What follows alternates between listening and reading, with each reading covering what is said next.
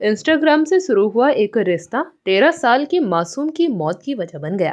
झारखंड की राजधानी रांची के रातू रोड क्षेत्र के सामने आई इस सनसनीखेज वारदात ने पूरे इलाके को झकझोर कर रख दिया है। पुलिस जांच में खुलासा हुआ है कि 13 मार्च की रात लापता हुई बच्चे की हत्या उसके मुंह बोले भाई राहुल उर्फ अक्षय ने कर दी है। हत्या के बाद आरोपी ने परिवार के साथ मिलकर सबूत मिटाने की साजिश रची और शव को एम्बुलेंस के जरिए गयाजी ले जाकर गुप्त तरीके से अंतिम संस्कार कर दिया ताकि किसी को शक ना हो। जांच की कमान संभाल रहे प्रवीण पुष्कर ने नेतृत्व में जब पुलिस की सख्ती दिखाई तो 4 दिनों तक गुमराह करने के बाद आरोपी ने सच्चाई कबूल कर ली है। प्रारंभिक जांच में मामला पारिवारिक विवाद और कथित प्रेम प्रसंग से जुड़ा बताया जा रहा है, जिसकी शुरुआत सोशल मीडिया खासकर इंस्टाग्राम शव को ठिकाने लगाने के लिए अपनी क्लिनिक की एम्बुलेंस उपलब्ध कराई। उसकी तलाश में लगातार छापेमारी की जा रही है। 2 अप्रैल को रातू थाना को सूचना प्राप्त हुई कि झखरा टांड में एक सुबोध पाठक जो रहते हैं उसके घर पे कुछ ग्रामीण लोग जुट गए थे और उनका ये आरोप था कि उनके यहाँ जो 8 साल की बच्ची रहती थी वो कुछ दिनों से लापता है। सुबोध पाठक एक पुजारी हैं जो जगह जगह पे जाके पूजा करते थे और पूजा जैसे श्राद्ध कार्य और अन्य पूजा ये जगह जगह घूम के करवाते थे। तो उन्होंने ये बच्ची को औरंगाबाद से लेके आए थे।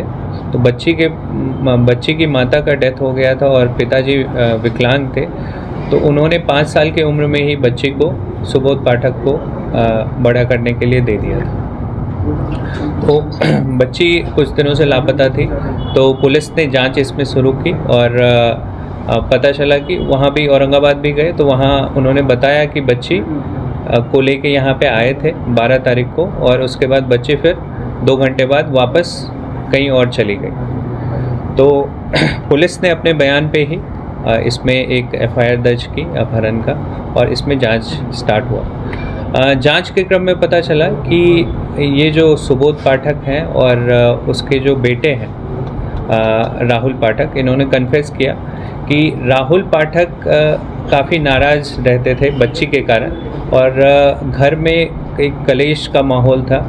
उनका खाना अलग बनता था, बच्ची से वो नाखुश रहते थे क्योंकि बच्ची का इंस्टाग्राम पे जो है वो किसी उनके राहुल पाठक के साला से बातचीत होता था और राहुल पाठक को ये डर था कि उसकी एक बहन पहले किसी और के साथ भाग के शादी की है तो ये भी भाग जाएगी तो एक बहुत बेइज्जती हो जाएगी पूरे समाज में।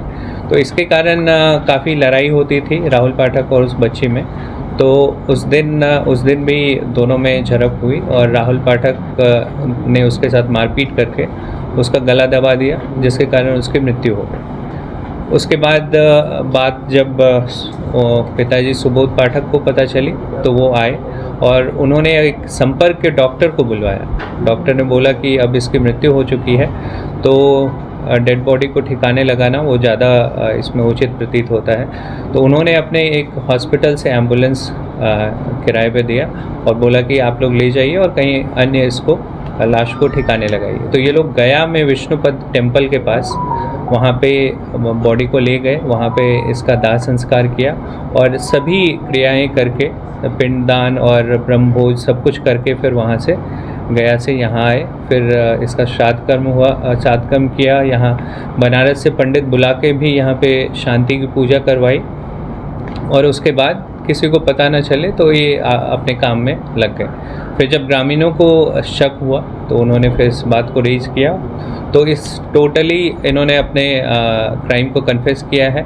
इसमें डॉक्टर भी जिन्होंने लाश को ठिकाने लगाने की बात कही और एम्बुलेंस प्रोवाइड किया तो वो भी इसमें एक अभियुक्त हैं और जो एम्बुलेंस ले गया था ड्राइवर वो मिल गया है और उसने अपने बयान में भी बताया है कि वही ले गया था बॉडी।